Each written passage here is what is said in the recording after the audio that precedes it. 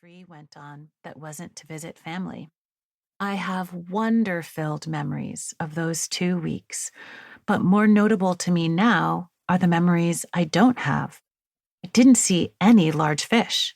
There should have been mottled brown groupers bigger than me, nor do I remember seeing massive corals. I wouldn't forget chartreuse boulders and pink bushes that were living animals. That would have been the stuff of fairy tales. But by the 80s, people had already loved Florida's marine life to bits. The nearshore reefs were the first to be pummeled by our flippers, polluted by our sewage, and emptied with our hooks and nets. Corals, the foundation, the structure, the namesake of coral reef ecosystems, were in trouble. And overfishing, not just commercial, but recreational, was rampant. Though each sport fisherman may catch only a few fish, those few are multiplied by thousands of fishermen, totaling tens of thousands of fish hoisted onto decks every day. Hundreds of millions a year for decades. Fish simply can't make babies as fast as we can catch them. The biggest fish, sharks and mammoth groupers and snappers, are the most prized and therefore the first to disappear. And with them goes the top of the food chain. Meanwhile, at the bottom of the food chain, algae was growing like mad. It can grow as much in a week as coral grows in a year. So to keep coral reefs corally, algae needs to be constantly reined in.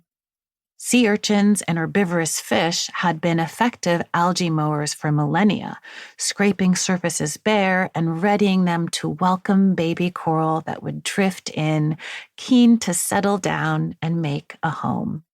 But in 1983, long-spined urchins were wiped out by a mysterious disease, and there weren't enough parrotfish and surgeonfish left to pick up the slack and keep algae in check. The reefs became fuzzy and overgrown. That first coral reef I saw, through the glass bottom of that boat, and every reef I have seen since, was a shadow of its former self. To me, it was magnificent, but I had no idea how splendid and teeming that same reef had been a generation before. And 20 years later, when I entered graduate school for marine biology and began to try to understand how we might live in harmony with reefs, my studies were as much about learning history as they were about learning ecology. To understand how we could turn things around, I had to study how humans had made this terrible mess.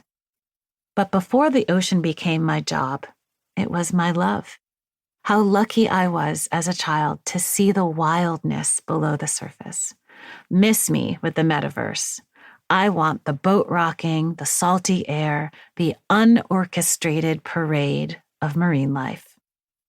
The key inspiration for this Caribbean trip was my parents' decision that it was time for me to learn to swim. My mother found us a simple bed and breakfast with a great pool. There, she coached me through the basics, holding onto the edge and kicking, putting my face in the water and blowing bubbles. Giggling, I would wrap my arms around her shoulders to hitch a ride as she swam across the pool. I reveled in the shriveling of my over-soaked fingertips, a badge of honor.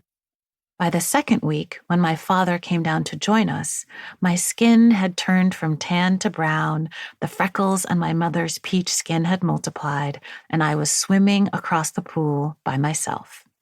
This accomplishment earned the rare and coveted, "Good job, kid," from my dad. Footnote: the Flesh crayon was renamed Peach in 1962 in response to the Civil Rights Movement. That was 4 years before my parents met and 5 years before the Supreme Court deemed their future multicolored marriage legal. Then, Dad taught me to dive. I was good at the straight arms part and the jumping part, not so good at the straight legs part or the head first part. So the initial amusing result was pointy-armed cannonballs. And once I learned what a cannonball was and that the goal was to make the biggest splash, I wholeheartedly embraced the challenge. Screw the laws of physics. I was convinced that with my tiny body,